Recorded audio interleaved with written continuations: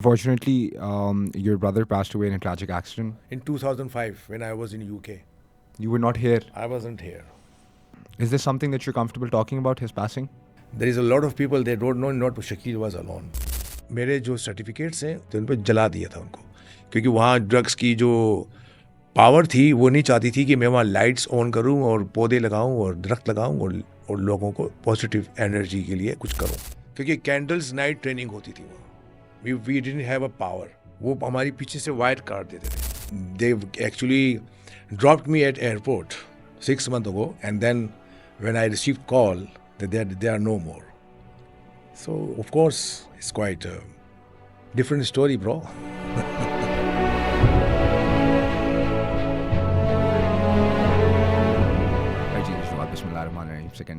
The guest in front of me is Mr. Jameel Chandio. As compared to me trying to give an introduction this time around, Mr. Jameel is a rather vocal individual who I believe has a lot to say to the combat sports community in Pakistan. So this is where I would like just to give you a little information on Mr. Jameel, to what I already know. He's the co-founder of K7 Academy. He is the mentor and coach to some of the best fighters that have come out of Pakistan. And Alhamdulillah Rabbil Alameen, he's also a businessman who spent quite some time internationally. And Mr. Jameel, the first thing I'd like to ask is, obviously you had a connection with combat sports, and you not only are a combatant yourself, you come from a combatant family. Your late brother, Shakil Chandio, he himself was also a Kyokushin fighter. So I would love to know the relationship between your late brother and the start of your martial arts journey. Thank you, Abdullah, first of all. Acha, how I can start? Of course, like a young boy, when he grows, so of course he sees, he surrounds what is happening. So when I started my martial arts journey, it was started from my home. Because my elder brother, Shakil Chandio, he was already a member of Kyokushin Karate. And he's like a man, you can say, the powerhouse, right? He was a natural fighter. So journey started from 1986 when I jumped in dojo. Dojo is called a martial arts area where you just train yourself with your, team. So I started, and the person, the man behind this all, his name is Shihan Inamullah Khan. He was our coach. He was Kyokushin founder in Pakistan, and he was the man behind our success. Without his name or his input or his efforts, we both brothers would not be here today. ठीक है, जो हमारा history बना है वो इनाम साहब के क्रिएट किए हुए क्योकुशन क्लब से बना. ठीक है. सो शकील भाई के ट्रेनिंग करने के साथ साथ मैं उनके साथ जाता था उनकी जब फाइट्स होती थी. सो ये बात है 84-85 की, when I was 14 years old. So of course the attraction and that feelings which you think as a dream that, oh, can we do it also? So मैंने कहा ये तो मैं भी कर सकता हूँ, तो can I do this? So फिर मैंने आस्ते आस्ते इंटरफेयरिंग शुरू किया, और शकील भाई ने देखा कि भाई ये तो मुझे छोड़ नहीं रहा है, सो लेट्स डू इट. तो उसने स्विच किया, और जब तक मुझे परमिशन नहीं मिली क्लब में जाने की, so I have started training at home. So वो अपनी सारी training, I was like his punching bag. So you can imagine that if you apply hit and strikes with any bags, so if the bags has arm and the legs and then the body, so then the bag responds, right?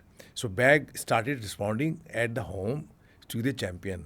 So that's how the connection will become like you can say the मेरे ख्याल से ये कोई एक इसको हम medical ही कहेंगे, क्योंकि शायद ही कोई इस तरह से दो भाइयों का आपस में इतना क्लोज बॉन्डिंग्स बनता है as a senior junior relationship. That is also a discipline at home, and younger brother and elder brother. So ये दोनों रिलेशनशिप जो है, हम सेंसेई कहते थे या हम शिहान कहते हैं इन मार्शल आर्ट्स अपने सीनियर्स को. So both relationship we are having, and apart from that, जिस तरह घर में छोटे और बड़े भाई में लड़ाई होती है, हमारी उस तरह भी हुई है. हमने एक दूसरे को सीरियस तौर पर डैमेज भी किया. और मैं ज़्यादा हुआ, और मैं ही रोता था, और मेरा ही सारा हिसाब किताब बाद में किया जाता था, और फिर मुझे ही जूस पिलाकर फिर सेट भी किया जाता था, और फिर हम वापस क्लब जाते थे. What was the age difference between the both of you? 3.5 years. 3.5 years, so not that It much. wasn't that way. So we were like friends. And the top of that, when you travel together and then you work together, that bonding more go to the next level. So हमने travelling साथ की है, stay किए, और वहाँ Tokyo 1990 में जब हम गए. सो बहरहाल अब जब हमें स्टार्ट लिया, तो फिर हमने नेशनल टूर्नामेंट्स में हिस्सा लिया, और Shakeel Chando is become a national champion 2-3 times when I joined. So फिर हमने साथ मिलकर नेशनल चैम्पियनशिप्स में पार्टिसिपेट किया. क्यूकुशन के हम दोनों जो है 6 टाइम नेशनल चैम्पियन बने, यानी कि ईयरली बेसिस पे नेशनल टूर्नामेंट्स हो रहा है. हैवी वेट में शकील चांडियो जीत रहा है और मिडिल वेट में Jameel Chandio. Heavyweight. Might I ask what weight There was a weight was difference he? in Kyokushin, like it's -60, -70, and plus. 70. Yes. So he used to compete He used to at plus compete in 70? heavyweight. I MashaAllah. used to compete in light and then middleweight. MashaAllah. MashaAllah. MashaAllah. So he was always on heavyweight category. So हम कभी भी tournaments में we never clashed. That was always a good thing. That was also a good thing. Exactly. Yes. So he won his weight category. So हम दोनों फिर घर पे ट्रॉफियाँ साथ लाते थे. और फिर वो इंटरनेशनल लेवल पे गई. फिर शकील भाई ने आस्ते आस्ते गिव अप किया, रिटायरमेंट की तरफ गए. और फिर मैंने इसको ज़ाहिर है कि प्रोफेशनल तरीके से किया. But mean while I remember that कि मुझे मेरी कुछ कॉरपोरेट सेक्टर्स की नौकरी उन्हें और police as a head of elite force जहाँ हम ट्रेनिंग कराते थे अनआर्म कॉम्बैट की, वहाँ का एक्सपीरियंस ने मुझे बहुत कुछ अर्ली एज पे सिखा दिया. तो जब मैं टूर पे गया था, सो मुझे याद है कि I was not that normal Pakistani shy और लेस कॉन्फिडेंट गाय और meeting with Japanese fighters why as a trainer और एज अ कोलीग्स और एज अ जूनियर और एज अ सीनियर. सो वो चीज़ मुझे यहाँ की ट्रेनिंग से पहले ही फ़ायदा हो गया था. सो एनीवेज वक्त गुजरता रहा और हम जब अपने लेवल पर पहुँच गए तो फिर अल्हम्दुलिल्लाह हमने पीछे मुड़ के नहीं देखा. तो बस फिर उसके बाद कहानी जो है वो कभी रुकी नहीं और जॉब्स भी करते रहे और मार्शल आर्ट्स भी करते रहे. And he was like my right shoulder and Shakeel was, so we were like very strong, you can say that bonding brothers, man. So there is a lot of things behind K7 actually, and it's related to both of them. It is related to both of them, and that energy took me to create something not for business but some cause.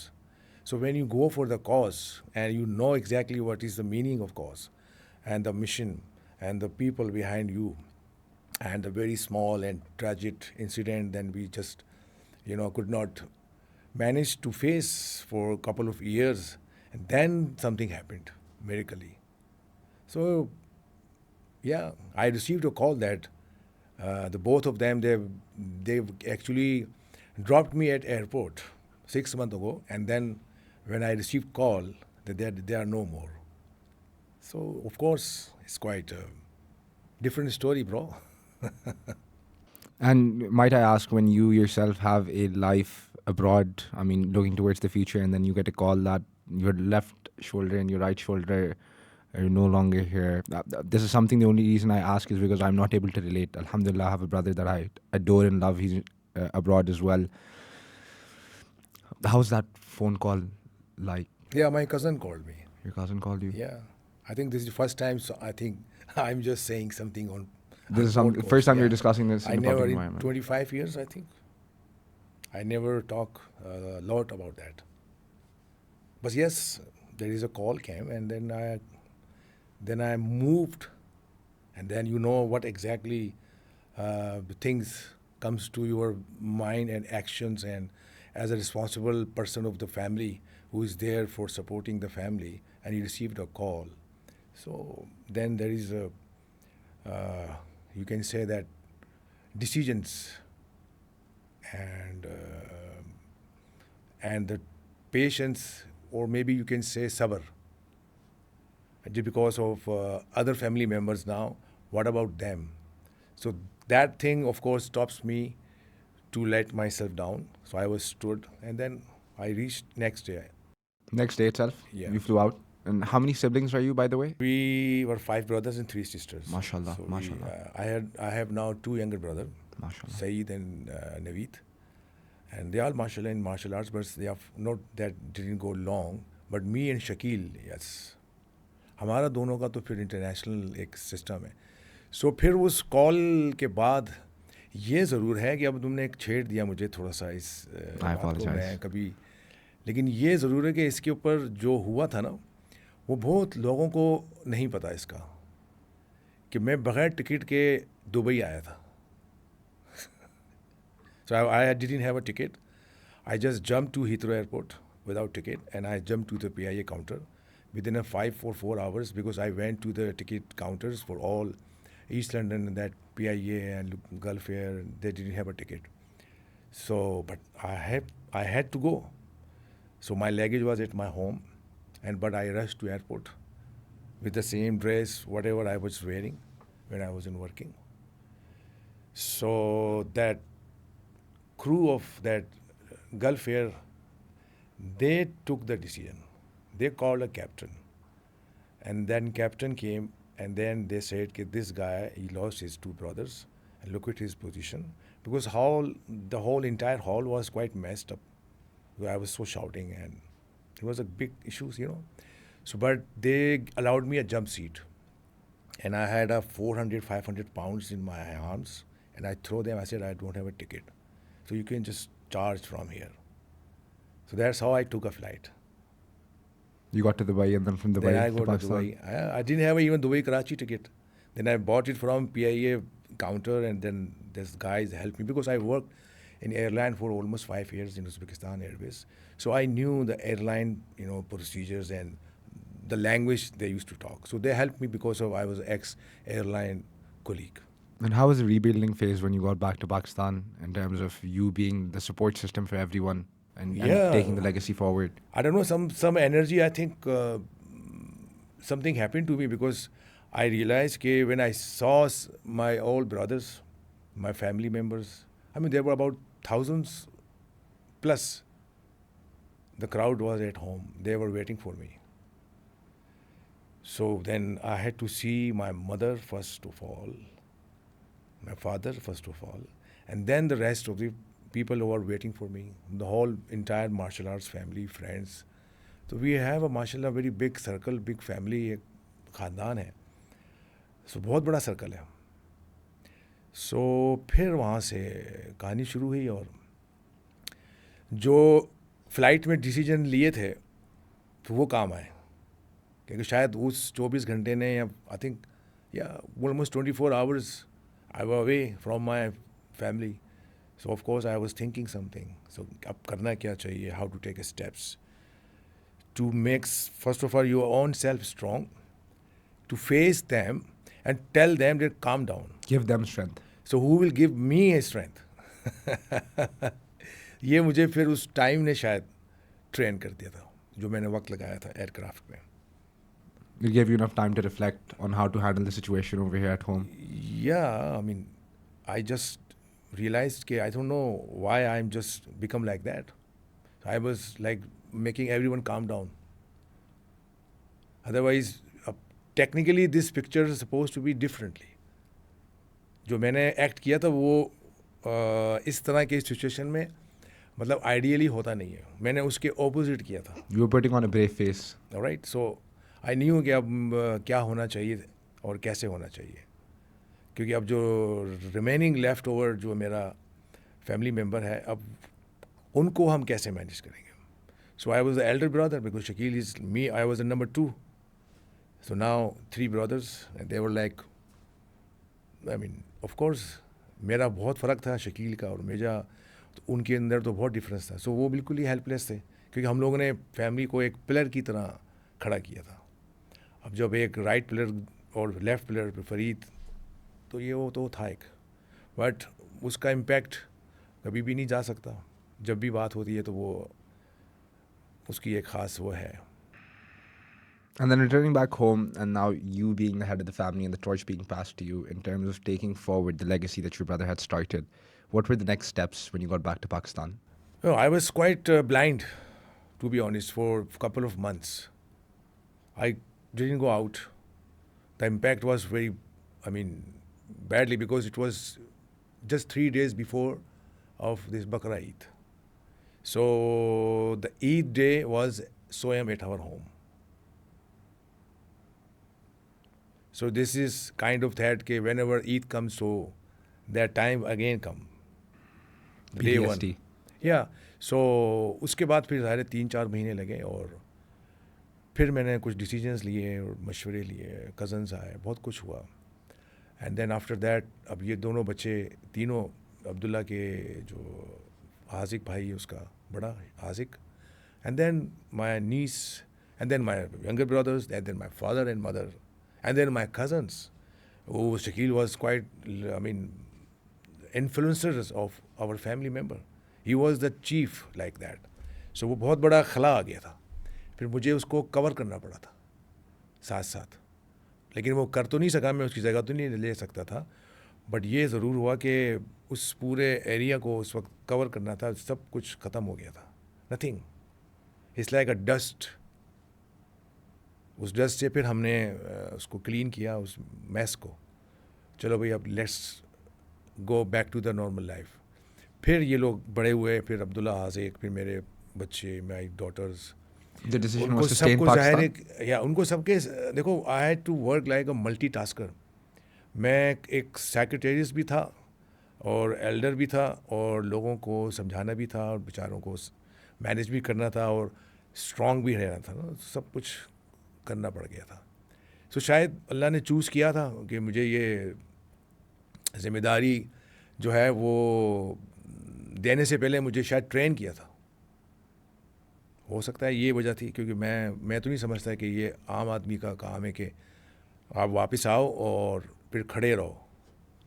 सो ये फिर सफ़र चला, और उसके बाद फिर ये सब कुछ हुआ जिसके लिए मैं आज यहाँ आया हूँ, जिससे आप लोगों ने पहचाना, जिसकी वजह से आप लोग इंस्पायर हुए होगे, जिसके पीछे आप छोटे छोटे बड़े हुए होगे, तो आपने मेरा नाम सुना होगा. जब आप किक और पंच इस्तेमाल कर रहे हो तो आपने, कई लड़कों ने इसी तरह हुआ है ना, तो वो जब ग्रो किए तो उन्होंने कुछ जीत देखी, स्पेशली इन कराची, राइट. सो फिर वो मिशन बन गया कि अब करना है. तो अब्दुल्ला और हाजिक जो है, समथिंग लाइक यू कैन से मी, कि हमारे 5 भाई थे, और मैंने 25 साल पहले ये अनाउंस किया था कि I need 20 years to get Shakeel and Farid back in as a face of Haziq and Abdullah. And that you see in front of your own eyes in today, Yeah. where those young boys that were Yeah. there on that particular day are now grown men, They are grown men. So here we go. and now a new journey has begun. And alhamdulillah, And they you're are still. stood, alhamdulillah. Now they take their decisions. They are the birds, they got the wings. That was the missing part. And it was a missing part of our society. There is a lot of other things happened when you face this kind of incidents. Maybe 1-2 साल के बाद आप बोलते हो यार अब बंदा क्या करे. तो मुझे तो बाहर की ऑफ़र आई थी, और इमिग्रेशन की 2 दफ़ा आया था.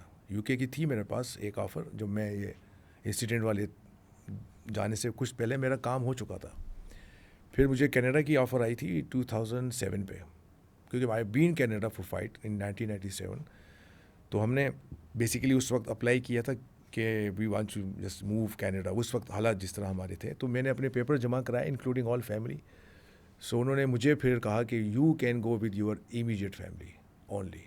So that was mention on that application which I have submitted Canadian High Commission Islamabad. So they refused the rest of the family, but they said you and your immediate family, your spouse and your kids can go. So people said you go and then you can bring them up back. When I go, no, it's not possible. So then alhamdulillah, yes, I'm so blessed that the responsibility gave it to me. I have managed myself. मैं अपने आप को proud तो नहीं कहता, but शुक्र करता हूँ. It's not a proud, it's like अ शुक्र कि मैं चूज़ हुआ और मैं उस काम के लिए शायद बना था. एक बहुत बड़ा हादसा था, एक बहुत बड़ा डैमेज था, और आसान नहीं था. फाइनेंशियली बहुत टूट फूट हो चुकी थी, हर चीज़ तहस नहस हो चुकी थी, और उसे दोबारा से उस घर को आशियाने को बनाना आसान नहीं था. फिर डिसीजंस लिए, दोस्तों ने मशवरे दिए, और I was a fighter as a warrior. I took a decision, and then फिर मैंने कॉर्पोरेट्स में, मल्टी नेशनल्स में जॉब्स की. फिर K7 पे फुल फोकस किया कि अब इससे पीछे नहीं हटना. So then I resigned the last job I was doing as a security manager, because security and management is my, you can say, I am so expert because I have done about 20 years in this field. So उसके effect से मुझे बहुत बड़ा K7 को बनाने में. तो फिर 2005 के बाद 2013 एंड देन 2014 DHA में हम ग्राउंड से निकल कर हम जब DHA में गए, तो उसके बाद फिर कुछ और कहानी हो गई थी. I mean, you sharing such a I would say the story that has made you into the man that you are, and Allah gives us toughest battles to his strongest soldiers. And Alhamdulillah, you're here with us today as through that storm, and mashallah, you've created that storm into a garden where now people like us, I mean, I'm a child who is allowed to train at the facility that you have created, and I have the opportunity and the pleasure to learn martial arts, something that has been so close to you. I would love to learn about your career as a mixed martial artist, and when did you decide to hang up fighting and then focus solely on coaching and mentoring? 1994, it was my last national tournament, and I won that tournament again. From 1989 till 1994, I was so young, but politics and leg pullings and so many other things happened with a young fighter especially. So जब मेरे साथ हुआ तो मैंने बहुत सोचा कि अब क्या करूं, क्योंकि इसमें कुछ ना कुछ तो मैं करके दिखाऊंगा. सो देन 1994 फिर मैं इंटरनेशनल फाइट्स पे गया. मतलब मैंने 7 कंट्रीज़ को पाकिस्तान में रिप्रेजेंट किया, ठीक है, 7 कंट्रीज़ को. उसमें 2 time I went to Japan, ठीक है. I stayed there 6 month, 3 months each time and train from head quarter Kyushu for my advance training. फिर ईरान, कनाडा, रशिया एंड उसके बाद फिर मैं जो है नेपाल गया, ठीक है. ये सब मेरा हुआ 1989 से 1995 तक. फिर 2004 में मैंने इंग्लैंड में लास्ट फाइट किया लंदन में. That was my last event as a fighter, fighting career internationally. So 89 से 2004 तक मेरा फाइटिंग करियर था. 2004 के अंदर ही मैं लंदन में था, तो मैंने वहाँ पर KO किक बॉक्सिंग में मोए था जिम में एडमिशन लिया, जहाँ से मैंने स्टार्ट किया होता कि when I started for K7 in future in Pakistan. K7 was built up in my mind when I was in UK, and I wanted to build something special in Pakistan, which was missing part. So I wanted to get rid out myself as a traditional fighter, just belongs to one particular style. And what I'm seeing everywhere, there is a lot of revolution is already was in process. So I was like very, I mean, close with the international revolution process of martial arts. So I'm so luckiest, or I'm so thanks to my some colleagues कि मुझे MMA की starting से ही MMA की जो basics में मैं information ले चुका था कि ये किक बॉक्सिंग और MMA 15-20 साल में कहाँ पहुँचेगा. तो मुझे दिख रहा था. और फिर हुआ जब मैंने इंग्लैंड से ये ट्रेनिंग की. सो जब पाकिस्तान आए तो कहानी चेंज हो गई थी. तो कहानी काफ़ी इसमें है. अब अगर मैं इसमें अपना पूरा इस देखो 35 years is not a joke. अगर मैं सिर्फ अपनी ब्लैक बेल्ट फर्स्ट डान का प्रोसेस बताऊं, या मैं अगर सिर्फ एक ईरान की फ़ाइट का जिक्र करूं जहां मेरा एक्सीडेंट हुआ था, वहां मेरे फ्रैक्चर्स हो चुके थे टांग के ऊपर, और मैंने फ़ाइट भी की हो, वही एक अलग सी स्टोरी है, ठीक है. फिर इंग्लैंड के अंदर जब मैं था तो वहाँ मैं किस तरीके से जॉब कर रहा था और मुझे फ़ाइट की ऑफ़र आई, तो मैं नौकरी करता हुआ वहाँ फिर फ़ाइट्स भी किए. वो वहाँ मैंने ट्रेनिंग कैसे की होगी, और कौन कौन सी जॉब्स में फिर अंडर द कवर टेबल पे काम करता था ताकि कुछ रेवेन्यू बने तो कुछ फ़ाइट्स में हिस्सा लें, तो कमाएंगे, सीखेंगे. तो ये सब उस कमाई का जो मैंने 18 घंटे जो काम किए, उसमें मैं जो पाउंड्स में पैसे कमा कर वहाँ उसको कोच को देता था और मार खाता था. तो मैं 22 घंटे जॉब, मतलब कभी कभार मुझे 22 घंटे तक मैं जागता था. सब 3 आवर्स 4 आवर्स की नींद होती थी मेरी, क्योंकि शौक़ भी था और इस मिशन को पाकिस्तान में इंट्रोड्यूस कराना था. क्योंकि मैंने कहा यार हमने तो कुछ किया ही नहीं, अब अगर हम भी छोड़ देंगे फिर ये ड्रीम को कौन कवर करेगा. तो हमारे उस्तादों ने इसको कर लिया, बोला भी ठीक है आप कराटे के चैम्पियन बन गए, रिटायर्ड हो गए, so that's it, no more in career. You were fighter, now where is the career.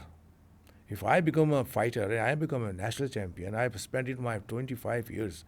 ठीक है, मैंने थोड़ी एजुकेशन के ऊपर बिल्कुल कॉम्प्रोमाइज़ नहीं किया, बट इतना तो नहीं कि मैंने कोई साइंस के अंदर या मैथ्स के अंदर या अकाउंट्स में या मैंने किसी बैंकिंग सेक्टर्स में या किसी और चीज़ के ऊपर कोई मैंने जाकर स्पेशल डिग्रीज़ ली हैं, बिकॉज मैं इसमें ज़्यादा अपना फोकस कर चुका था.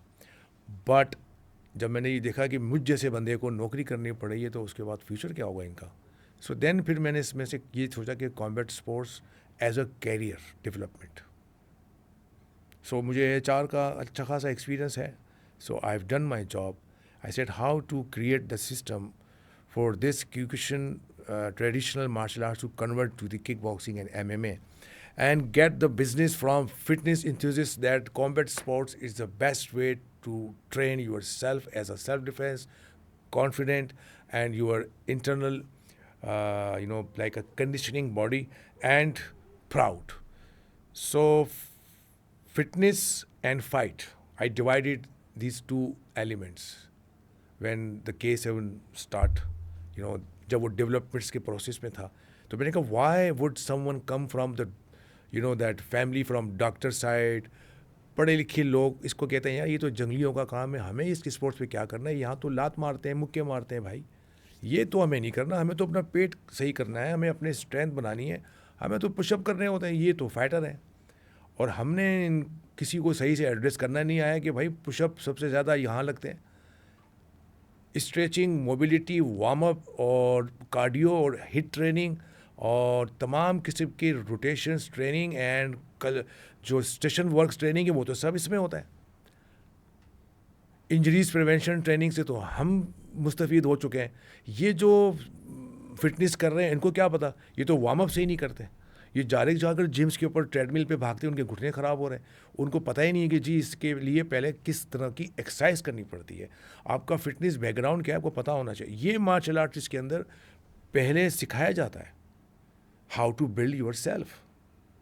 सो क्योंकि मैंने इसके अंदर पूरा एक ट्रेडिशनल वक्त गुजारा पाकिस्तान में और दुनिया भर में, जो भी ट्रेडिशनल मार्शल आर्ट्स जिसने किया है उसकी लाइफ में, और एक जिसने किसी ट्रेडिशनल को नहीं फॉलो किया और वो सिर्फ किक और पंच बाकी चीज़ों से सीखा, उसमें फ़र्क है।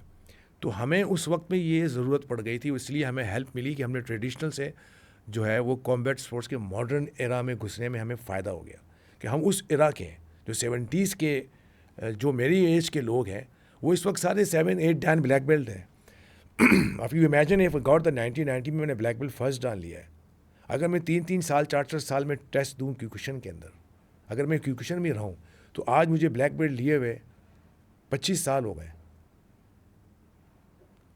तो मेरी फिर कौन सी डैन होनी चाहिए? You would be at least amongst your your Just companions if imagine, nothing else. because first, second, third, fourth Dan के बाद you are not supposed to be a fighter in Kyokushin, full contact style, world famous style।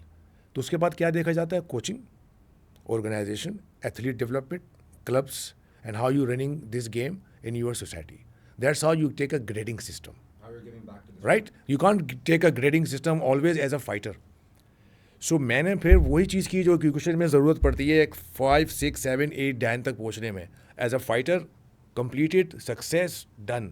As a coach, completed, success, done. As an organizer and event manager, succeeded 31 fight nights so far we have done it. 31, including 5 international standard events in Pakistan history. Majorities of fighters in Pakistan right now, they are famous. They must had been through K7 events sometime. Either MMA champions, if you call them Wushu champions, if you call them boxers, we provided them a best athletic programs as event managers. So ये 3 categories के लिए अगर मैं जाके क्यूकुशन में या किसी style में टेस्ट देने जाऊँ और मैं उनको अपना सिर्फ 90 का एक सर्टिफिकेट दिखाऊं जो मुझे मिला हुआ है जापान का, या मेरे पास जो फाइट रिकॉर्ड है जो यूट्यूब में इस वक्त फैला हुआ है, यू सी, सो सब का सब फैक्ट्स फिगर हैं, कोई उसमें गैप्स नहीं है। There is no gap since 1987 my picture was when I was 16 and today I am 54, so you can find my all images. There was no any gap. As a fighter, coach, and then when I become like this age, so मेरे पास पूरी team तैयार होकर execute करती है, and I am just come and walk and just see what is happening. You've created the system. That's it. Alhamdulillah. I would love to System learn. is managed, man. I would love to learn about the academy that you started, which is K7 Academy, and gathering the initial team around you, because now obviously combat sports is much larger than what it was 20 years ago, and obviously you have a loyal group of individuals who Yes, are, I have. Alhamdulillah. There I can say proud. Alhamdulillah. I'm blessed, but here I feel myself proud. that alhamdulillah I have my you can say the proud team. और ये कैसे बनती है?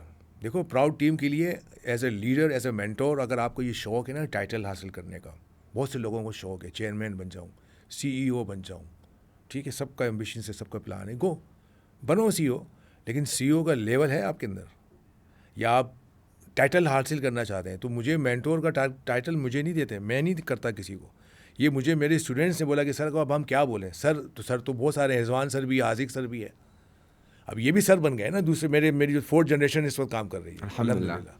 ठीक है। सो ये जो लड़के मेरे पास आए थे, मैंने उस वक्त यही प्लान सोचा था कि ये जो बच्चे आ रहे हैं, जिसमें रिजवान से पहले आए हुए थे फवाद, आसिफ, कामरान, ये सब बाद में आते गए, फिर रिजवान, ये सब मेरी आगे पीछे की एक स्ट्रेंथ थी। जब मैंने फुटबॉल ग्राउंड में कदम रखा था ना लंदन से आने के बाद, तो लोग नहीं आते ना किसी ऐसी जगह पर जहाँ ड्रग्स का एक पूरा अंबार लगा हुआ था, तो मेरे पास जगह तो थी नहीं, तो मैंने सोचा कि अब क्या करूँ। ये सब मैं आपको इंसिडेंट की बात बता रहा हूँ, ठीक है। 2006 में दोबारा से जब मैं पाकिस्तान में, जब मैंने सेटल डाउन हो गया, वहाँ पर मेरे जो सर्टिफिकेट्स हैं उनको बाकायदा फायर हो गए थे, उन पर जला दिया था उनको, क्योंकि वहाँ ड्रग्स की जो पावर थी वो नहीं चाहती थी कि मैं वहाँ लाइट्स ऑन करूँ और पौधे लगाऊँ और दरख्त लगाऊँ और लोगों को पॉजिटिव एनर्जी के लिए कुछ करूँ। तो मैंने वहाँ तो पहले सिर्फ एक क्लब में जाकर बैग लगाया, ये लड़के सारे फुटबॉल खेलते थे, ये मुझे खिड़की से झाँक झाँक के देखते थे, तो इनको लाने वाले मेरे कज़न्स थे, उंगली पकड़ पकड़ के, वो कहते थे यार ये कौन है जो पंचिंग करता है, फ्लोर था बस। तो फिर ये एक एक करके मेरे साथ जुड़ते गए, मैंने उनको ट्रेन किया, बताया कि तुम लोगों ने करना है क्या, मेरे साथ दो बस, अभी कुछ भी नहीं मिलेगा, हिम्मत है, क्योंकि मैंने कॉज किया हुआ है। अब्दुल्ला आजिक बहुत छोटे थे, कॉज उन्हीं के लिए था मेन, मज़े की बात। अब उनको लाने के लिए मुझे अपनी फर्स्ट लेयर को बनाना था, क्योंकि वो फिर उसके साथ फाइटिंग स्पायरिंग पार्टनर कैसे बनते हैं, क्योंकि मुझे बहुत सारे काम, मेरे पास इतनी एनर्जी नहीं थी कि मैं उनके लिए हर वक्त पैड खड़ा करके अभी ट्रेनिंग कराऊँ। मैंने इन लोगों को बहुत करा दी थी, रिजवान, कामरान, अनिल, इससे पहले फवाद, आसिफ, ये टीम मैंने अपने हाथों से बनाई। इनका पंच, नकल, steps, coordination, thumb, eye contact, zone, सब कुछ जो एक एथलीट्स को चाहिए, मैंने इनको अपना पूरा डीप एक्सपीरियंस जो है वो कन्वर्ट कर दिया था। They were your first students, They were my first students. and now they have students. I have students. The legacy has been passed Legacy on. has been passed on. You mentioned the involvement of drugs in the location that you started your first gym, and this is where I would love to discuss the effect martial arts has on impressionable young men and women. I told you about my own personal story where there were a couple of boys at my gym who, just because they could not afford 1,500 rupees, 3,000 rupees, were denied the privilege of learning martial arts, where आज 15, 16, 17 साल के लड़के पता नहीं किन फजूल हरकतों में लगे हुए होते हैं। तो I mean, I myself personally have gotten a lot of positivity mentally, not just physically, from the introduction of martial arts into my life. And you were in an environment where you said that drugs is what had the power in the area where you started this beautiful sport. I would love to discuss this at length with you. Well, what happened when you go for some cause? So there is a less money involved. So then why people support? If you go for some business, people love to listen that stories. So my basically problem was it wasn't business. अब मैंने इनसे कहा कि देखो इस ground पे मैं ये कराऊंगा, तो अच्छा भाई। सो लोगों का बिजनेस ख़राब होने शुरू हो गया। जो वहाँ बाइंग सेलिंग होती थी सॉरी। सो मैंने वो बिज़नेस ख़राब किया, इंटरेस्ट था ग्राउंड का, वहाँ से हमने स्टार्ट ली। ये सारे लोगों ने देख लिया कि यार this is not going to be something nicely happening, ये तो हमारा कब्ज़ा हो जाएगा। किस चीज़ का कब्ज़ा हो जाएगा? स्पोर्ट्स का। और कब्ज़ा किसका ख़त्म हो रहा है? ड्रग्स का। तो इतना इन्फ्लुएंस हुआ कि मेरे बारे में नेगेटिव अप्रोच करवाई गई लोकल अथॉरिटीज़ के अंदर, और उधर जो है हमें अथॉरिटीज़ की तरफ से मैसेज आया कि जी आप ये क्लब छोड़ दें। हम क्लब ऐसे नहीं छोड़े थे, हमें किक आउट किया गया था।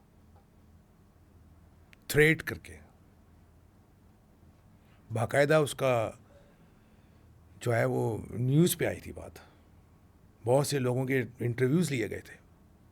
सो वहाँ पर मैंने सोचा कि अब एक और चैलेंज है. सो सब ने कहा, फादर ने कहा छोड़ दे, leave this game. We are already facing a lot of problem, and we have faced a lot of problem. So we don't want to face more problem. So you just leave this all and forget it. See what is happening? Threats are there, ये आ रहा है, वो आ रहा है, this and that. Don't do it. अच्छा भाई. So then I realized कि move from there. तो फिर Ittehad commercial, it took me 6 months. 2013 जून में हमारी लास्ट मीटिंग हुई अथॉरिटी के साथ, और हमसे चाबी ली गई, हमारा सारा सामान, मैट्स, सब कुछ बाहर. I used to charge 1500 rupees with the people those can pay, and the amount was not even those days maximum 15 to 18,000 rupees a month, gathered from all 5-6 guys, and the rest 20-30 they never paid. So the amount which we used to take from those people and where we used to spend to bags buying, ठीक है, gloves, पानी के bottles and candles, क्योंकि candles night training होती थी वहाँ. We didn't have a power. वो हमारी पीछे से वायर काट देते थे. So I used to buy the big size candle around 10 to 15, around 3-4 years. We didn't have a light over there. हम नाइट में कैंडल ट्रेनिंग करते थे, और ये शेजवान को सबको पता है. सबसे पहले क्लब में सफाई करके सब कोच लड़के पहले झाड़ू मारते थे, फिर कैंडल ऑन करते थे, फिर ट्रेनिंग होती थी. We're talking about the PNT location? That football ground location, Punjab colony, Chandu village हमारा जो था. Can I ask, when was this recent location, the one that is the hub of fighters at the moment, PNT? That's a PNT. ये तब की That's बात. another story why PNT is there. ये That's PNT a में totally candles different जलती story. थी. PNT में candles जलती थी. नहीं, ग्राउंड के अंदर, फुटबॉल ग्राउंड, वहाँ 2004-5 में कुछ अरसे तक रही. When did you move into this location? The first location we moved from that ground is 2013. We had it 5-6-7 years. हमने 2006 में वहाँ प्रॉपर शुरू किया था, और 5-6 साल वहाँ रहे, फिर वहाँ से चले गए, भगा दिए गए, बोला निकलो यहाँ से, चलो, shut up, we don't want to talk to you. Authority, power, सब बिठाया हुआ है बदमाश. And I was like a thief sitting in front of those garrison officers and so-called senior officers of that departments, and they were debating with me that why they need that space for that sewerage and other issues. To resolve them, they needed that hall to keep the sewerage stuff there, instead of, they didn't like the mats and punching bags hanging there, because they said, end of the day, this is our property. I said, no, this is a immunity plot, and this belongs to us, because our forefather used to play this football here. So this is not kind of your place, but even I'm doing it, so I just took that small area. What is the problem? You can build your own self here if you want those things to put in some hall. So why this hall? You need it. So that was कि भाई आप यहाँ से जो है पैसे कमा रहे हैं. और मैं अपनी मल्टी नेशनल्स में जहाँ टेलीनॉर में काम करता था, उसकी जो सैलरी थी उसका मैं 20% इस क्लब में लगाता था. ठीक है, जब ये लोग बच्चे अब्दुल्ला आज़ी जब स्कूल में थे, छोटे छोटे थे, सो वहाँ से मैं उन सैलरी से मैं मैट्स खरीदता था 2-3 पीसेस पर मंथ के हिसाब से. सो आई यूज़ टू इन्वेस्ट, राइट. सो मैंने उनसे कहा कि सर, ये जो हम पैसे कमाते हैं ना, ये जो आपको किसी ने कहा है कि डिफेंस की गाड़ियाँ यहाँ आती हैं, और ये जो लोग आते हैं, मैंने कहा सर ये 1500 से 2000 मैक्सिमम मुझे चार्ज करते हैं, which is a day for me like 60 rupees for the 1 hour service which me and my fighters are providing them, not even 50 rupees a class.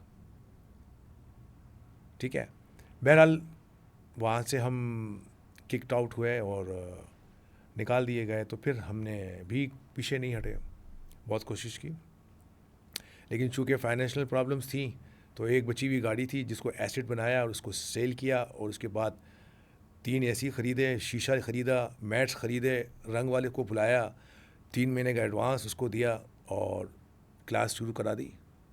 पहली क्लास 3 महीने का ब्रेक इवन का wait किया, क्या हम ब्रेक इवन निकाल सकते हैं। लोगों ने कहा लॉस वेंचर है, don't do it, you can't pay the rent, it was a lot that time. मैंने कहा ये पैसे मेरे चले जाएंगे, ज़्यादा यही लॉस होगा ना, एक्सपेरिमेंट करने में क्या हर्ज है, higher risk higher profit, think big, High risk, high reward. That's it. सब ने मुझे मना किया, don't do it, don't go there, do something else, but don't open the club, there will be no member, you can't get fees, और तुम थक जाएगा, और इसको बंद कर दो, ये सब तुम गलत कर रहे हो, ये सिस्टम यहाँ चलेगा नहीं। और ये बात कर रहा हूँ 2013 की या 14 में भी हम। फिर ये हुआ कि हम सिर्फ 3 साल के बाद हमने नेक्स्ट जंप किया जमजमा पे, 5 times bigger than that place in just 3 years, क्योंकि वहाँ स्पेस इशू आ गया था। द मैसेज वॉज कन्वेड, लोगों को समझ में आना शुरू हो गया, सबकी फैमिली की, मेरी दोस्तों की बहुत इसमें हेल्प थी मेरे। इसके अंदर अगर मैं ये कहूँ कि आज K7 इसलिए बना है कि मैं यहाँ पर पॉडकास्ट पे ये बात कर रहा हूँ, तो ऐसा नहीं है।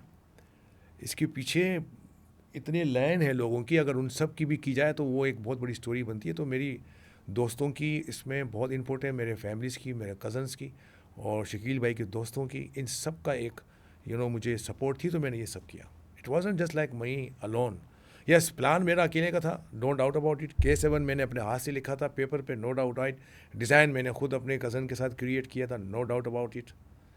और इसको एज अब लोग जब ज़ाहिर पूछते हैं क्रिएट, तो उसने इंग्लिश में बोला जी फाउंडर बोलते हैं। So since then I just my designation, फिर इन्हीं लोगों ने इसको फाउंडर बोलना शुरू कर दिया, तो फिर वो बन गया K7 का। सो इस तरीके से उन्होंने बोला सर आपने बनाया, तो मैंने बोला यार मैंने नहीं बनाया, अल्लाह ने बनाया तुम लोगों के लिए, ठीक है।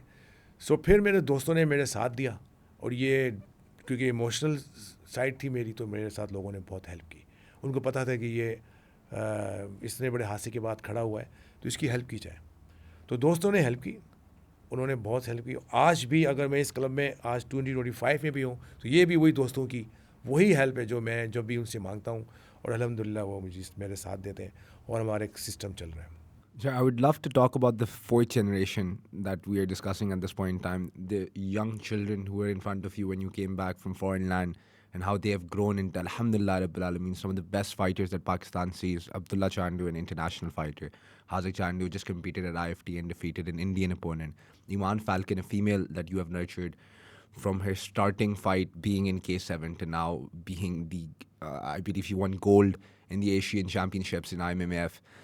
So, sir, I would love to talk about the journey that you provided to these people, how you gave them a stage, and how, alhamdulillah, rabbil alameen, they've brought results.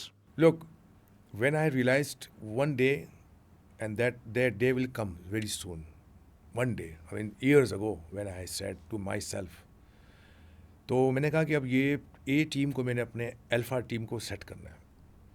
I wanted to build a team alpha, right, face of the K7, how to promote them. तो ईमान और ये तो बहुत बाद में आई, रिजवान जब fighting era पे था, उसने नेशनल क्यूशन की फ़ाइट्स की, वो चैम्पियन बना, बहुत प्राउड हुआ। फिर उसके बाद मेरे क्यूशन में फिर रईस, हाजिक, ये वाले लड़के थे, ज़ुहैब, फिर आसिफ, फ़वाद। फिर नेक्स्ट जनरेशन जब बनी, तो उस वक्त तक मैंने इन लोगों को ये बताना शुरू कर दिया था कि कन्वर्ट करना है हमें बहुत जल्दी। ये मैंने फिर जब लेटेस्ट में ये लोग रिजवान, कामरान और ये हाजिक लोग साथ साथ मर्ज होने शुरू हो गए। अब्दुल्ला छोटा था उस वक्त, नो डाउट। और ये मेरी टीम जो थी फिर इसमें आने शुरू हो गई कि एक वक्त ये लगा कि रिजवान, कामरान, अनिल, रईस, अब्दुल्ला, हाजिक, ये बना 2015 के बाद का, 14 के बाद का एक प्रॉपर, यानी कि मेरी टीम के जो पिलर्स कहलाते हैं, इधर से ये कहानी शुरू हुई। फिर मेरे बहुत ही अच्छे दोस्त जैन इमाम, सेंसी जैन इमाम, जिसका नाम लूँ तो ना लूँ तो वो ख़त्म होगा, नहीं हो सकता। He was my the born support. Plus Sohail भाई, इस पूरी जर्नी के, शकील भाई के बहुत अच्छे दोस्त, आज भी वो हमारे साथ हैं, ठीक है। फिर क्यूकुशन की मेरी बहुत बड़ी जो कम्युनिटी है, उनकी इनाम साहब के बेटे हिदायतुल्लाह खान, ये सारे लोग, और भी बहुत से क्लब क्यूकुशन के, प्लस जो है वो आप ये समझ लें कि मेरी फैमिली, तो ये सबको पता था कि इसकी कॉज ऑफ मिशन जो है, ये अपने इन 2 बच्चों को आखिर सब देखना चाहते थे किसी जगह पर, क्योंकि बहुत बड़ा लॉस होने के बाद, बहुत बड़ी ट्रेजिडी होने के बाद, सब यही देख रहे थे कि अब शकील के बेटे कहाँ जाएंगे, क्योंकि सबको यही क्वेश्चन था कि ये अब उभरेंगे भी या नहीं उभरेंगे, कि ये फैमिली अब कहाँ जाएगी, इसको कौन सा रूट मिलेगा, क्योंकि सब कुछ ख़त्म हो गया था, है ना। सो सबको इस चीज़ की फ़िक्र थी कि ये इंशाल्लाह अगर जो बन गया तो ये तो बहुत काम हो जाएगा। तो इन दोनों बच्चों ने फिर मेरा साथ दिया बेटों की तरह, और मैंने इनको एज अ फादर की तरह ट्रीट किया, ठीक है। और यही मेरी मिशन में मुझे मिल गया ना, कि मैंने कहा मेरे तो बच्चे हैं, जैसे अब्दुल्ला हमें सबको कहता था कि आपके कितने बच्चे हैं, तो मैंने कभी सिर्फ अपने ही बच्चों को नाम नहीं लेता था, तो मैं कहता था मेरे सारे, अब मेरे भाई की भी थे, लेकिन मैं मेजॉरिटीज़ ये, जब मेरे 2 छोटे भाई थे वो तो उनके बच्चे छोटे, बट मेरी जो टॉप प्रायोरिटीज़ में आ गए, तो मैंने कहा ये सब जो है ये नंबर्स हैं मेरे बच्चों के। तो मैं सिर्फ अपने बच्चों को अकाउंट नहीं करता, लोग होते थे अच्छा आपने इतने सारे हैं, मैंने बोला हाँ। कह रहे आप तो यंग है, आपके 7 बच्चे हैं, मैंने बोला हाँ यार उनको क्या पता था कि स्टोरी क्या है। सो फिर ये चली, और जब मैंने गाड़ी बेची तो वाली साहब ने बहुत माइंड किया हुआ था, अम्मी ने बहुत माइंड किया। मैंने मोटरसाइकिल ख़रीदी 125, हाजिक पीछे बैठता था, फिर अब्दुल्ला आगे टैंकी पे बैठता था, और हम फेज़ 6 पे जाते थे, स्टार्ट करते थे। सो वो चीज़ ने उनको भी देखा कि यार चाचू ने कुछ स्टेप लिया हुआ है, ठीक है। देन वी जम्प्ड, और लोगों ने वहाँ पर सपोर्ट की, ग्रो किया, बहुत ऊपर गए, फाइट नाइट्स कराते गए, बनते गए। रिजवान लोगों को, कामरान को, सबको मैंने ये बोलना शुरू कर दिया कि बहुत जल्द तुम लोगों को कोचिंग में आना पड़ेगा, एक कुर्बानी एक और जनरेशन देने वाली है। जब ये लफ्ज़ मैंने बोले तो हमें फाइनेंशियल इतनी प्रॉब्लम्स हुए कि अब मैं हाजिक अब्दुल्ला की जनरेशन को कहता हूँ कि अब तुम लोगों को भी कुर्बानी देनी है, ये 3rd जनरेशन की कुर्बानी है। यानी कि इनको वो बेनिफिट्स एज अ फाइटिंग नहीं मिला, अब्दुल्ला को सिर्फ मिला है अब तक इतनी मेहनत के बाद। रिजवान, कामरान, अनिल, रईस, ये लोगों ने बहुत जल्द मेरे साथ एज अ जॉइंट, इन्होंने मेरे साथ एज अ सपोर्टिंग में काम किया, to run a classes, to gain some business, to run our life, so we can stick with this level, otherwise we would have split it. Security कंपनियों में, पानी वाली कंपनियों में, किसी ने उधर, कोई उधर जॉब कर रहा होता, compromise, then use to it, and that's it, this is my lucky's life. और फिर लोग यूज टू हो गए, फिर 30 साल के बाद एनर्जी ख़त्म, फिर एक और कोच का दिया बुझ गया। मैंने उस कोच का दिया बुझना नहीं देना था, जब वो रिटायर हो तो उसकी वैल्यू और बढ़े।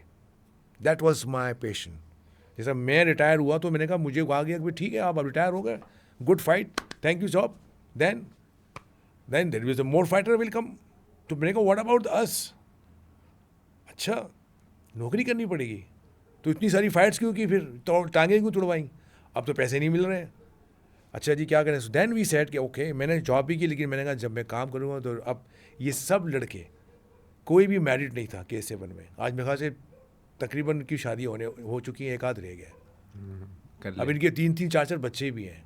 तो मेरे लिए ब्लेस नहीं है कि यार पूरी फैमिलियाँ बन गई, और सारे फाइटर्स अल्हम्दुलिल्लाह यहाँ से सुबह से शाम जो है रोज़ी रोटी हिलाल इनकी पक्की। अब तो इनके नाम से जो है क्लासेस बिकती हैं। Alhamdulillah. Alhamdulillah. So I would love to also understand that obviously K7, I'm so glad, by the way, that we are able to get into the whole story of how it started, what the trials and you are the tribulations were. आस्टिंग first one all my in this, कि अभी तक इतना मैंने, अभी भी मैंने बहुत पर्दे रखे हुए हैं। मैं नहीं चाहता कि अभी इस वक्त बोलूं, लेकिन एक वक्त ये आएगा जब शायद मैं किसी पॉडकास्ट पे पर्दों को फिर मैं खोल दूं। अभी मैं मजबूरी की वजह से नहीं खोल सकता हूँ, बहुत सी मजबूरियाँ हैं। सर मैं इसमें अभी समझना चाहता हूँ कि obviously this brand that is almost 2 decades and above at this point in time, sitting in 2025, what's the vision with K7 in the future? यार I wanted to see, and I want to see that Asia की largest combat sports promotion, and Pakistan के अंदर mostly coach और club को upgrading करना। किसी तरह मुझे कोई ऐसी सोर्स मिल जाए, जो मैं वेट कर रहा हूँ, और मुझे उम्मीद है मिल जाएगी कि जो लोग इससे कनेक्टेड हैं उनका फ्यूचर ब्राइट हो, कोई भीख ना मांगे। और जितने पेशेंस मुझे तो अपने ये मिशन की वजह से मैंने लोगों के दरवाजे खटखटाए, वरना मेरा अपना माइंडसेट एक दफ़ा किसी को कहने के बाद दोबारा इंसान as a fighter, as a coach और as a personality like me, मैं बहुत सी कुर्बानियाँ दी थी इन सब चीज़ों के लिए। वरना मैं पर्सनली मेरी जो अपनी आदत है, मैं कभी, लेकिन मैंने ऐसे ऐसे लोगों के लिए बाहर प्रेजेंटेशंस बना बना कर ऐसे ऐसे प्रेजेंटेशंस बनाई कि दिल दुखता था कि यार इस बंदे के लिए मैं पावर पॉइंट प्रेजेंटेशन, फिर इसको मैं जो है वो ग्लोसी पेपर्स बना के इतनी रिस्पेक्ट से जो है उससे मैं ये कह रहा हूँ कि यार तुम हमारे लिए कुछ कर सकते हो। तो that was a shame for that time era when I was begging people for youth, and their actually job was to help, and they had money and they have still money, but they think कि why we spoil our money because the mindset. So I wanted to change that mindset कि अगर आपके पास जो है वो marketing और you have a big name in industry as a business tycoon or as a whatever bank sector and state sector, right, इन सब का काम क्या होता है कि एक उनका एचआर में डिपार्टमेंट्स कहलाता है CSR, corporate social responsibilities, right. CSR का काम क्या होता है? लोगों की हेल्प करना, लोगों के साथ कनेक्शन बनाना, ठीक है। मैंने यहाँ इनको कहा कि तुम लोग ऐसा करो कि अपनी, अगर हमें अपना ब्रांड नहीं दे सकते हो कि जो तुम्हें हमारे साथ मिलाते हुए तुम्हारी वैल्यू डाउन कर सकता है, कि ये कोई क्रिकेटर तो है नहीं कि जिसके साथ हम इसकी शर्ट पे हम अपनी टी शर्ट बना सकें, यार ये कोई शाहिद आफरीदी है जो हम इसको टाइम दें, यार ये कोई वसीम अकरम है जिसके लिए हम इसका बाहर किसी को वेट कराने के बोले, उसको बोलो बाहर बैठे अभी थोड़ा साहब बिजी हैं। ये मुझे हमेशा से मैसेज मिलते थे, तो साहब का मैं ऐसे टांग हाथ रख के ऐसे वेट करता था, नॉट माई सेल्फ। तो उसने बहुत कुछ सिखाया। फिर मैं इनसे कहता हूँ कि देखो सब्र ये होता है। हाँ, मेरे पास कॉज था, तुम लोग ऐसे बने, तुम्हारे पास मेरा जैसा कॉज नहीं आएगा, ना किसी के पास आ सकता है, क्योंकि उसके लिए 2 भाइयों को खोना पड़ेगा, ठीक है। तो वो सोच भी नहीं सकेंगे कि जो मैं सोच कर इस मिशन को लेके चला हूँ। तो I don't feel any like what you call थकन, सोचो। तो वो इसलिए कि कुछ है तो वो करना है ना। बहरहाल तो bring it back again here. So फिर ये लड़के बने जमजमा पे, ये सारी, हाँ, ईमान का आपने नाम लिया, बच्ची हमारी। फिर मैंने रिजवान इन लोगों को टास्क दिया कि यार देखो तुम लोग करो फ्लोर पे काम, मैं करता हूँ बैक एंड पे काम।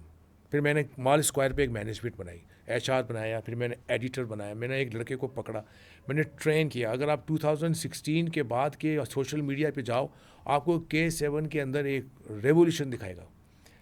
मैंने फिर क्या किया कि इन हाउस एडिटिंग सिस्टम बना दिया, 2 लोग हायर किए, बच्चे छोटी सी उम्र के थे, उनको मैंने कहा ये सब एडिटिंग मुझे करनी है। They are lot of people charging, I don't have money, I can give you starting money of this salary, तुम्हें क्या चाहिए? बोला सर हमें एक कंप्यूटर चाहिए। कितने का आता है? ये लो। फिर सर इसमें ये चीज़ भी डालनी है, ये चीज़ भी डालनी है, रेंडर करनी है, फाइल बनानी है, दिस करना है, दैट करना है।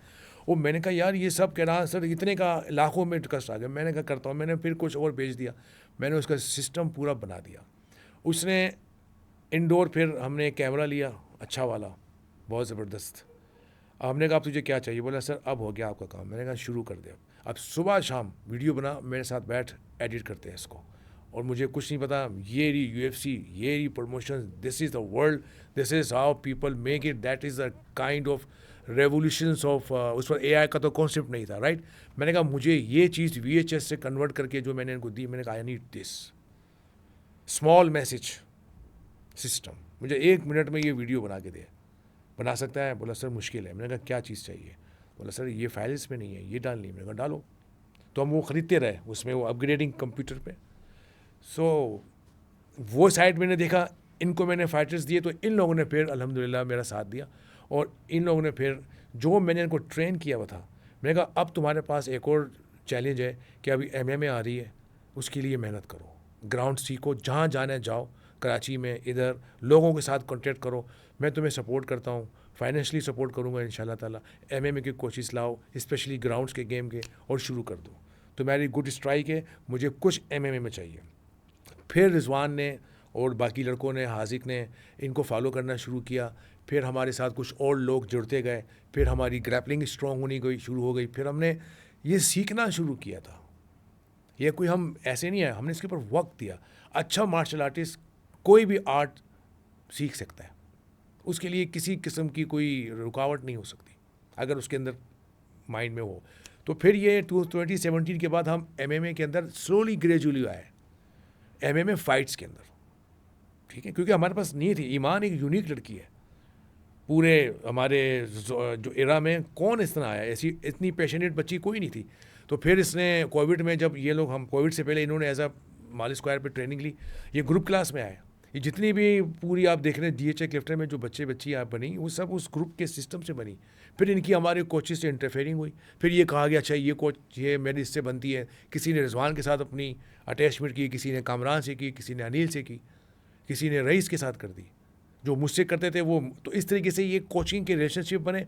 उन्होंने फिर इनको पर्सनल जो मैंने क्रिएट किया 1-on-1 सिस्टम लंदन से सीखने के बाद में आया। फिर मैंने कहा अब इन फाइटर्स को पर्सनल ट्रेनिंग कराओ, so they can pay charge them, we have to run this mall square business also. तो वहाँ फिर मैं PNT को जिक्र करूँगा कि then how and why I build the PNT, अगर आप क्वेश्चन कर रहे थे उसका, वो I can tell you. I would love to get your opinion on obviously the combat ecosystem in Pakistan right now and what ideas you might have that we can improve this particular system. Ask the authority, hire me. ये तो अब्दुल्ला ने भी बोला था कि आपको 2 दिन अगर हमने That's स्पोर्ट्स it. मिनिस्टर बना दिया तो बदल जाएगा पूरा सिस्टम। और उसकी रीज़न है, उसकी रीज़न ये है कि जो 16 का वो क्या कहलाता है, एक नट, आप उसको 14 के पाने से नहीं खोल सकते, उसको 16 का पाना ही चाहिए होगा, तब वो खुलता है, राइट। सो एक वर्ड है जिसको हम कॉम्पिटेंट कहते हैं, ठीक है जी। अब वो आ गया है अथॉरिटी के हाथ में, स्टेट के हाथ में, स्टेट का पैसा फॉर यूथ प्रोजेक्ट।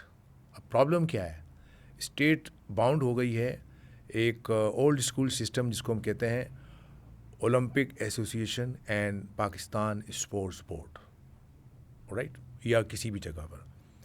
अब मसला क्या आता है कि ओलंपिक को आपने एक साइड पे रखना है, क्योंकि पूरी की पूरी जो ओलंपिक का एक स्ट्रक्चर है वर्ल्ड वाइड, ये प्राइवेट सेक्टर की तरह है। ये लोग दुनिया में IOC के साथ कनेक्टेड है, ये एक प्राइवेट बॉडी बनती है, ये कोई गवर्नमेंट की बॉडी नहीं होती। आपने बना ली, मैंने बना ली, हम आपकी फेडरेशन बना चुके हैं, आपने बैठ के, मैंने बैठ के एक बॉक्सिंग फेडरेशन बना लो तो हम बना लेंगे। अब वो फेडरेशन जो होती हैं वो फिर एक लीगल वे में जो गवर्नमेंट ने बनाया हुआ है, उनको जी ऑन बोर्ड करने के लिए उसने फेडरेशन का नाम डाल दिया, XYZ फेडरेशन। कोई 45 या 50 फेडरेशंस के नाम विद पेपर आपके फंक्शन में हैं गवर्नमेंट के और प्राइवेट लोगों के दरमियान। अब मज़े की बात क्या है कि जो केक है, जो बांटने के लिए, आवाम के लिए, दुनिया के लिए एक निज़ाम बनता है, तो उसको मैंने केक का नाम देता हूँ, ठीक है। अब उस केक को आप कैसे शेयर करोगे, आप अगर 4 लोग हैं तो उसके 4 पीस करोगे मैक्सिमम। अब मसला ये है कि जो केक का पीस है वो एक पीस 1 लाख आदमी के लिए है और 3 पीस 500 आदमी के लिए, ठीक है। अब हम इसको उलट करेंगे तो काम बनेगा। अब सीन क्या है कि पैसा फेडरेशन के नाम पे या ओलंपिक के लोगों के लिए नाम पर जो स्पोर्ट्स मिनिस्टर्स के हवाले कर दिया जाता है, या फिर बोर्ड बना दो जिस तरह पाकिस्तान क्रिकेट बोर्ड है, ये IOC से कनेक्टेड है ना, लेकिन इसका चेयरमैन पाकिस्तान का प्राइम मिनिस्टर होता है। उसमें उसने हायरिंग की हुई, ये बोर्ड बना दिया, दिस दैट ब्ला ब्ला ब्ला। 12 मुल्क में खेलने वाला गेम है ये सिर्फ क्रिकेट, जो कि कॉलोनियल्स थी हमारी एक्स, ठीक है। हम नहीं उसके ख़िलाफ़ हैं यार, खेलो अच्छा है, but the thing is that question ये था कि हम कैसे बनाएं। ये होता है गवर्नमेंट के पास एक डिपार्टमेंट बन जाए जिसमें उनको हो सर्च एक्शन एंड एग्जीक्यूट। ये कौन बनाएगा? ये मैं इनको बताऊं कि तुम स्पोर्ट्स मैनेजमेंट स्टेट की प्राइवेट सेक्टर को कैसे ले, कॉम्पिटेंसी कहाँ पर है, जहाँ पर है उससे बात करो, राइट। अब जो फेडरेशन से कनेक्टेड गेम्स होते हैं वो कहलाते हैं ओलंपिक के, वो 4 साल में होते हैं। अभी एक एथलीट अगर 21 साल का है तो नेक्स्ट ओलंपिक उसको 25 साल में जाके फाइट करनी है। क्या उस 4 साल में आपने उसका ओलंपिक प्लान ट्रेनिंग का किया हुआ है? नहीं। जब आपको लेटर आता है कि जी अब 6 महीने रह गए, 5 महीने रह गए, तो वो तैयारी होती है, कैंप लगता है जब, और वहाँ 3 ओलंपिक पहले का कैंप लगा हुआ होता है। अगर 2025 में जिसने पार्टिसिपेट किया है, जो top first second third countries हैं गोल्ड सिल्वर मेडल वाली, ब्रॉन्ज मेडल वाली पिछले 50 सालों से, उनमें ज़्यादा फ़र्क नहीं आया। वो 3 ओलंपिक की तैयारियों से पहले ही एथलीट्स की रूटीन करते हैं कि 4 साल के बाद ये वाले सारे प्लेयर्स मुख्तलिफ यूनिट्स तैयार होते हैं, हज़ारों की तादाद में कोचेस फिटनेस ट्रेनिंग सेंटर के 4 साल वाले प्रोग्राम में ये जाएंगे। दूसरी टीम उसकी उससे बाद वाली जो 16 साल के बाद की, उसका पहले से प्लान किया हुआ होता है, राइट। तो वहाँ एक निज़ाम है। अब यहाँ अगर निज़ाम ऐसा होता तो हम भी किसी न किसी फेडरेशन के ज़रिए काम कर रहे होते हैं ना। Why not we are there. So the problem is that ये ऐसा एक जॉइंट वेंचर बन गया है कि वो जो फेडरेशन को आपने कह दिया कि जी ये वाले लोगों को स्टेट जो है वो इंटरटेन कर सकती है। वो एक लीगल बाउंड्रीज़ की इन्होंने एक बेफालतू की एक पख डाल दी है मेरी नज़र में, कि जी स्पोर्ट्स मिनिस्टर कहेगा कि जी आपका किस फेडरेशन से ताल्लुक़ है। तो क्या कुछ ऐसी फेडरेशंस हैं जो इतना बड़ा काम कर रही हैं कि हमारी ज़रूरत नहीं आपको? तो फिर हम कहते हैं वेल एंड डन। लेकिन जब आप क्वेश्चन ही आ रहा है कि यहाँ दिखता क्या है, लास्ट ओलंपिक आपका कॉम्बैट स्पोर्ट्स में बॉक्सिंग की सूरत में 88 के सियोल ओलंपिक में मिला था, वो भी ब्रॉन्ज मेडल हुसैन शाह की सूरत में। अब सियोल ओलंपिक के बाद आपकी बॉक्सिंग कहाँ खड़ी है? 2025 से पहले का लास्ट ओलंपिक हुआ था। आप कॉन्टिनेंट के सिलेक्शन कमेटी में ही नहीं आ सकते। ओलंपिक विलेज में तो दूर की बात है। जो कॉन्टिनेंट के सिलेक्शंस होते हैं कि जी एशियन में से कौन से लोग पहले सेलेक्ट होंगे तो वो ओलंपिक के लिए तैयार होंगे, इसलिए वो एशियन, नेशनल और इस टाइप के इवेंट्स में से लड़के सिलेक्ट होते हैं जो ब्रॉन्ज, सिल्वर और गोल्ड बनते हैं। जब वो एशियन की में ही हमारी लिस्ट में नहीं आ सकते तो आप ओलंपिक विलेज में कैसे जाएंगे? तो यहाँ हो गया स्टॉप, यहाँ स्टॉप हो गया। अब आप रिवर्स करेंगे। तो ये सवाल ये है कि एक ऐसे जुनूनी आदमियों को आपने ढूंढना पड़ेगा जो जुनून रखते हैं इसका, उनका आप टेस्ट लें, उसके लिए आप एक अनाउंस करें। जैसे आप जॉब्स के लिए अनाउंस करते हैं कि जी वी आर हायरिंग XYZ, आप कहें जी यार वी आर हायरिंग। आप मिनिस्टर रहें, आपको कौन हटा रहा है? आप अपनी पार्टी और आप अपनी पॉलिसी के साथ कनेक्ट रहें, लेकिन आप खुद नहीं कुछ पा रहे ना, इसलिए इतना लंबा अरसा हो गया है कि 2 जनरेशन देख रही हैं कुछ भी नहीं हुआ, 3 जनरेशन देख रही हैं कुछ भी नहीं हुआ, 4थी जनरेशन देख रही है कुछ भी नहीं हुआ। सो इसका मतलब क्या हो? कॉम्पिटेंसी का इशू है। मुझे या मुझ जैसे लोगों को बिठा दिया जाए, या तो प्राइवेट सेक्टर कुछ ऐसा काम कर ले जिसमें हमें बैंकिंग सेक्टर, ये जो इंडस्ट्रियल सेक्टर, ये और फार्मास्यूटिकल्स, इस टाइप की एक फॉर्मेशन बन जाए हमारी सबकी, और हम उसे कहेंगे जी आपकी CSR बजट से आप इसको, यहाँ तक हम कह सकते हैं इसे PNT क्लब फाउंडेशन की तरह बना रहे हैं। वहाँ लोगों से चार्ज नहीं करते जो नहीं दे सकते। PNT क्लब इसलिए खुला हुआ है क्योंकि फाइटर चैम्पियन गरीब इलाके का है, वो चूँकि इंग्लिश नहीं पढ़ सकता, वो इंग्लिश लिख नहीं सकता, उसको जॉब नहीं मिलेगी, तो वो मायूस हो गए। फिर जो बड़े बड़े ग्राउंड्स हैं जहाँ कुछ भी नहीं हो रहा, फिर वो वहाँ जाके अपना टाइम गेन कर फिर सुकून की नींदें वहीं पूरी करते हैं, फिर घर वालों की बातें सुनते हैं। तो इस सिस्टम ने इतने बड़े नौजवानों को डिसहार्ड कर दिया। वो इसलिए किया कि अब कौन सी फेडरेशन में जाएं जहाँ तो कोई सिस्टम ही नहीं बन रहा। अब दिखेगा तो बिकेगा। अब फाइटर्स कोचेस के दरमियान जब कोई कनेक्शन बनेगा, वो जब फाइटर बनाएगा और किसी ब्रांड के ज़रिए एक प्रमोटर उस गेम को आगे लेकर आता है, देन ये पूरा का पूरा एक नेक्सस बन गया। ठीक है, अब चैम्पियंस को पैसे मिल रहे हैं, बाइक्स मिल रही हैं, टीवी मिल रहा है, ये मिल रहा है, अमाउंट मिल रहा है, पर्स मिल रहा है, बोनस मिल रहा है। ठीक है, उसको मुख्तलिफ ब्रांड्स को अट्रैक्ट किया जाए कि आप अपनी पॉलिसीज़ को चेंज करें। एक पॉडकास्ट उस पर भी होनी चाहिए कि जितनी मल्टीनेशनल्स हैं उनको बताया जाए कि आपके छोटे सपोर्ट से हम कैसे कैसे लड़के हीरे जवाहरात को आगे ला सकते हैं. That is a cause.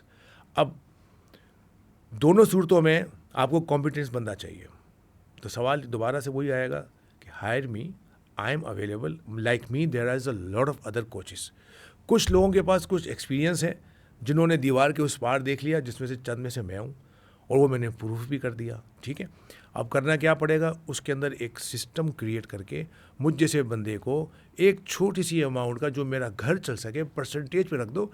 आपके पास ताकत बहुत है. आप वसीम, अकरम, वकार, यूनुस, शायद आफरीदी से ये कहोगे कि वनडे बगैर पैसों के खेल के दिखाया 12 घंटे धूप के अंदर, खेलेगा? क्यों नहीं खेलेगा? उसको अगर बोर्ड कॉन्ट्रैक्ट में नहीं रखता, वो जॉब करेगा? जॉब मीन उसकी जॉब क्या है? क्रिकेट खेलना है ना. या वो सुबह में जाके नौकरी करता है फिर क्रिकेट खेलता है? नहीं ना. उसको फिजियोथेरापिस्ट भी मिल रहा है, उसको हर चीज़ मिल रही है, खाना मिल रहा है, ट्रैवलिंग की सुकून, हर चीज़ की सुकून. किस चीज़ के लिए? Go and represent your country, we will support you. So there are millions. 17 years से लेकर 25 ईयर्स के करोड़ों की आबादी के लिए कितनी फैसिलिटीज़ है. ये सब ओलंपिक के विलेज के लिए तो नहीं जा सकते ना, इम्पॉसिबल है. इनको कहाँ इंगेज किया जाए? अब ये गरीब गुरबा है, लेकिन ये दिल रखते हैं, बहादुर हैं, मजदूरियाँ करते हैं, सख्त है, डीएनए स्ट्रॉन्ग है.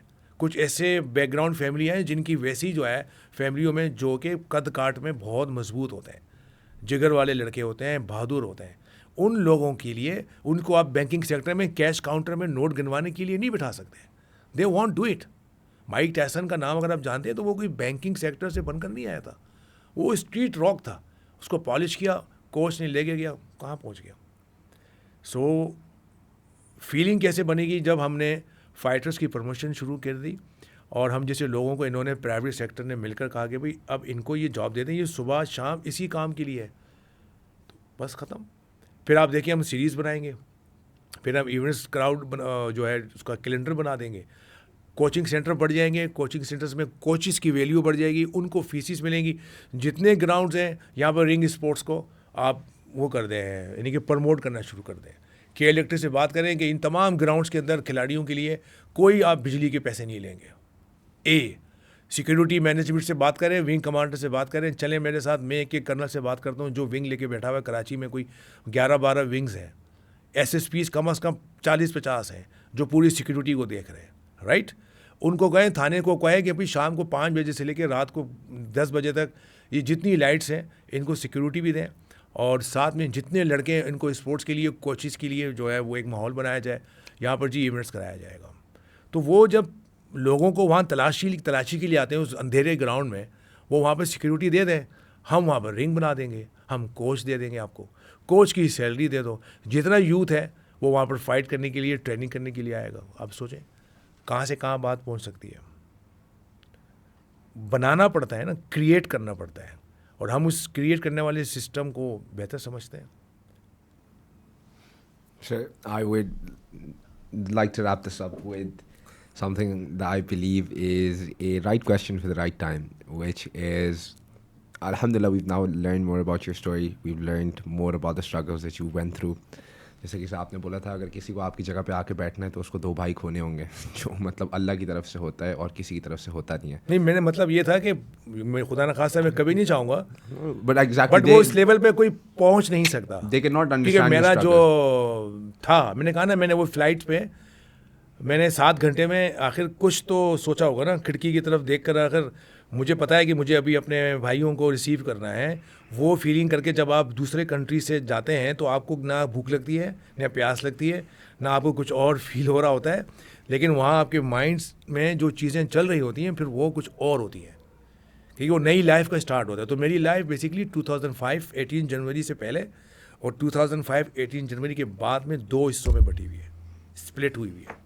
सो उसको समझना, फिर मैं इसलिए कहता हूँ कि ये फीलिंग जब तक आएगी, किसी के पास ना है, ऑफ कोर्स यार. As stated, I cannot relate to your struggle, and God gives his toughest battles to his strongest soldiers. So, sir, I would really like to know that when it's all said and done, how would you like to be remembered? How would you like to be remembered? I want to sit sometime. I feel that I should start take that I can say not this car. Car had a good tire, a suspension. My machine is like a truck, and there is no tire since 25 years, and there is a rock mountains, and I am driving without suspension. And I want to be get rid out from that truck to change the path with the soft tires because it's quite you can say that rocky. ठीक है सो वो भी हिल की तरह है एक तो Rocky है ऊपर से फिर हिल भी है so of course I want to see that soon. I mean, I wish I can see that. Okay, I should sit now, get out from that seat, which is actually not a seat.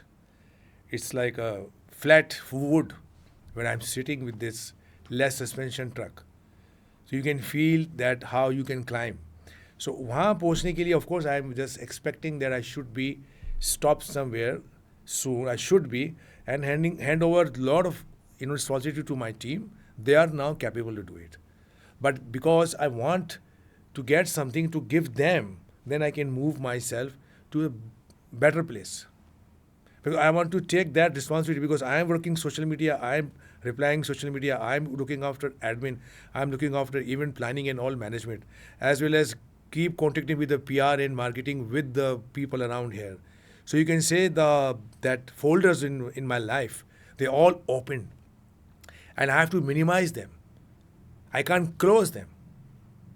Because then reply here, so like 5-6 folders जो मेरी life के खुले हुए वो सब minimise हुए हैं और मैं उन टैब को ऊपर देखता हूँ तो ये जॉब फिर उसको खोलता हूँ फिर ये जॉब ठीक है so I want to remove some tabs